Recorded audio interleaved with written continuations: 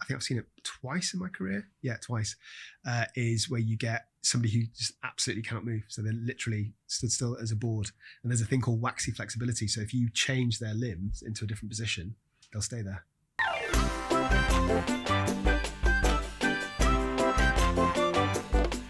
Could we finish real quickly about two real life cases, which I'm sure you didn't personally work on, but just to get your opinion.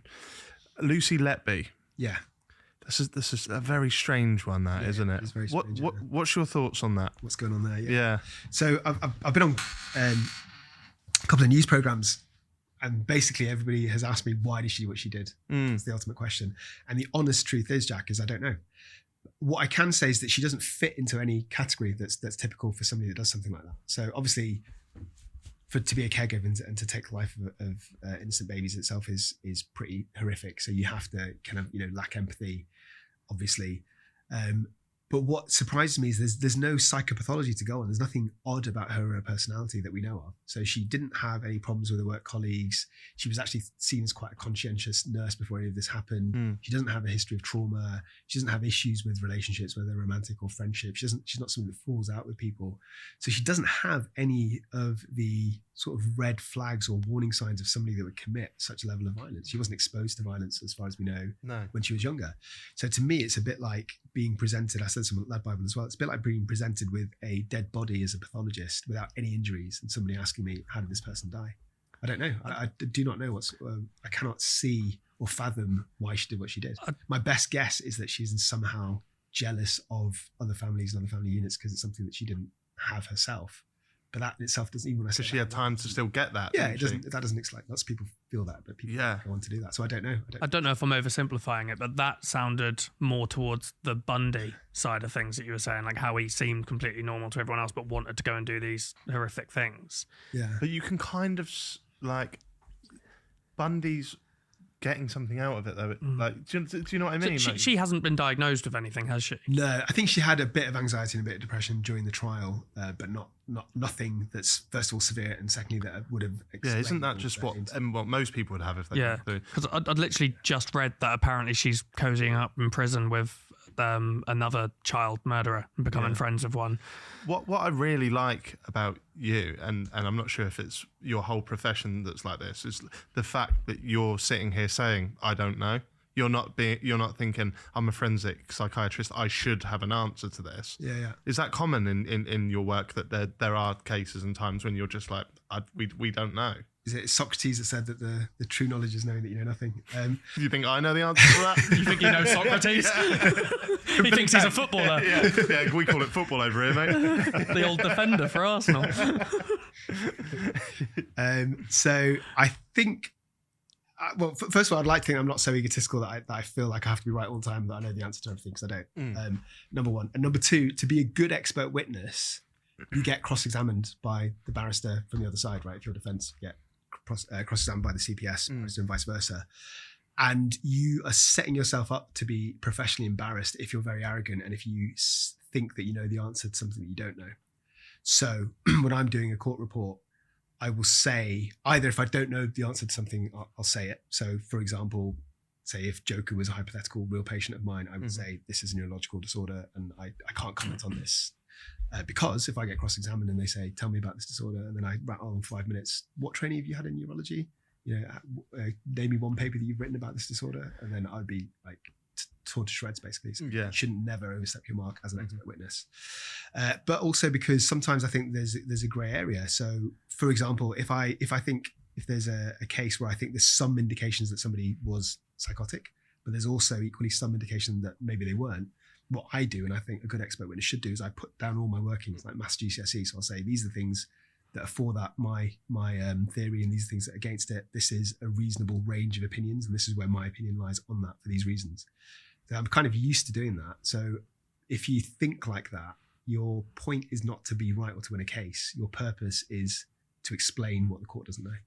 Super fascinating. Does that mean you have to be overly cautious / worried that if you're being cross-examined, there's a chance that this prosecutor will kind of stand there and go, well, actually, On the Happy Hour podcast, you said this. So is there a chance that they'll look into your YouTube channel? Like the second they know you're going to be on the bench, they're going to search your name. They're going to see that you've been on this podcast, that you've done this YouTube video. They're going to analyze everything you've ever said. So do you have to like make sure you're like, okay, I need to make sure I'm saying things correctly? Can we just edit out this entire interview? Honestly, I don't know. I suppose it's possible. Yeah, there's no legal reason why they wouldn't be able to. Yeah, because I guess the more you do public things like Lad Bible and stuff, they've then got this stuff that they can look at and go, well, you're saying this in court, but you said this. Obviously, you're not. You're sticking to your guns and you're saying exactly how you feel about things. But I guess there could then be that worry. You're thinking, delete the YouTube channel.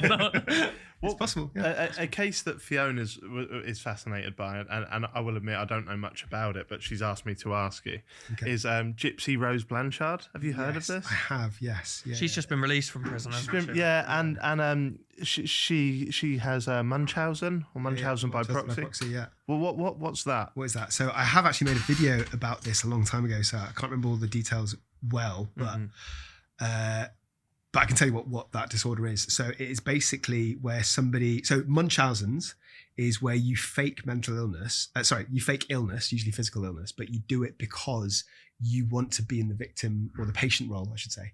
So you like the attention that you're getting, you like people, you take on the role of being sick so that people can give you sympathy and empathy around you. And typically, if you don't get what you want from hospitals, like you don't get the diagnosis that you want, you fake things. So you consciously like fake blood test results, or you fake your own injuries, or you injure yourself, or you doctor shop. So if a doctor says, like, you know, you've been here 5 times and I've told you there's nothing wrong with your abdominal pain, then you go to another hospital. You might even change your name so that you get lost in the system. So Munchausen by proxy is all of that, but you do it to somebody else, typically a mother doing it to a child. And why would the mother want that? I can understand why the individual would want the attention. Yeah. Why would the mother want that? I think they just like the attention by proxy, for want of a better word. So they like the attention because they're still very much part of it, isn't it? Especially if the child's quite young, they're the person that is still getting called and is part of the whole process. So that was her case, wasn't it? So her mother did it to her, to Gypsy Rose Convinced Blanchard. that she was poorly. Gypsy then maybe convinced her boyfriend to kill her own mum, which he's now in prison for. Yeah. But she's now been released, even though she convinced. I'm not 100% on it, but it does seem a bit strange. She's now blowing up online, isn't she? She's in prison by proxy, isn't she? But she's now gained a big following. People are like she's been posting about how she for it, don't they? Because what her mother put her through was so horrific and so torturous. A lot of people. I mean, you know, I made a video about her years ago, and some of the YouTube comments were, you know, I'd have done exactly the same thing, or just said very nasty, derogatory things about the mum, much more than about Gypsy. But then she's done this with the boyfriend, and she's now left prison and got with a new guy. So that other guy's done that for her, and he's just in prison. Madness. That's all a bit strange, isn't it? Very strange. As expected from all of these cases. What's catatonia? Catatonia. It's actually there's a Welsh rock band called Catatonia, but that's not. Okay. That's what Jack was asking about, actually. Yeah. That's a coincidence. So catatonia is a very rare psychiatric disorder. So it's associated with either intense schizophrenia or really severe depression. And it's where somebody completely loses their movement and their volition.